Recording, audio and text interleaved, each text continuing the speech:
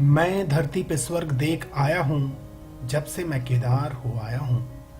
दोस्तों, जिसने भी ये कहा है सच ही कहा है।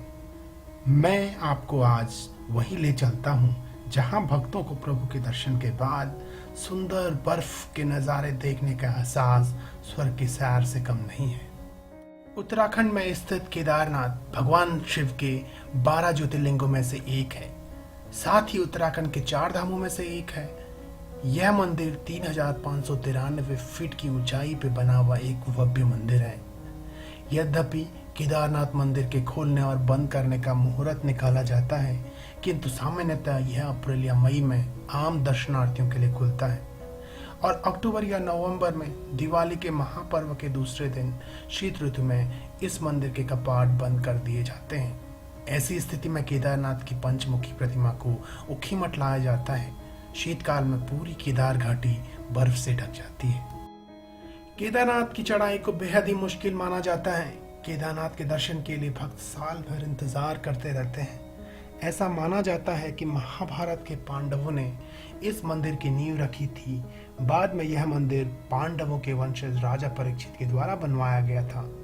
फिर उसी पवित्र स्थान पर 8वीं शताब्दी में आदि गुरु शंकराचार्य ने इस मंदिर का दोबारा निर्माण किया। राजा भोज स्तुति के अनुसार यह मंदिर राजा भोज ने बनवाया था, जिनका शासनकाल सन 1076 से 1099 के बीच था।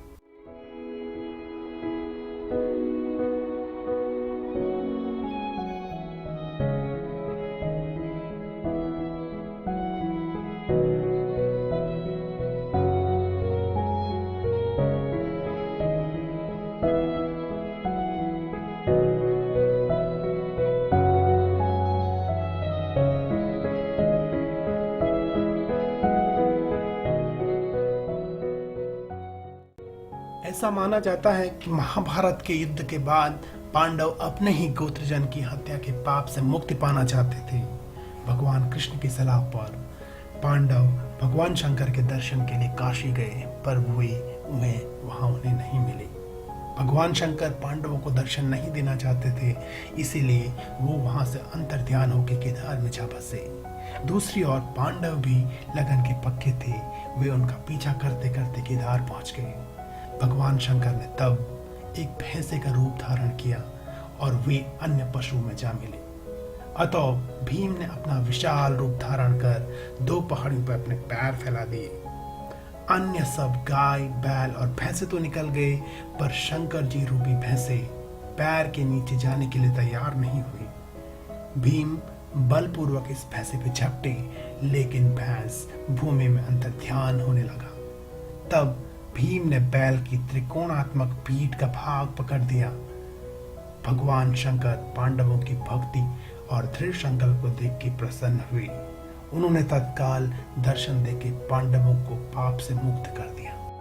इसी समय से भगवान शंकर भैंस की पीठ की आकृति पिंड के रूप में श्री केदारनाथ में पूजे जाते हैं। पुराण कथा के अनुसार हिमालय के केदार श्रृंग पर भगवान विष्णु के अवतार महातपस्वी नर और नारायण ऋषि तपस्या करते थे।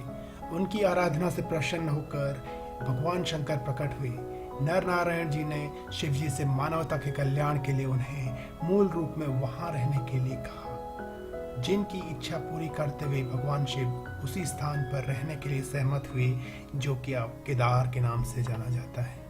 मुहूर्त के अनुसार अप्रैल या मई में केदारनाथ मंदिर आम दर्शनार्थियों के लिए खुलता है।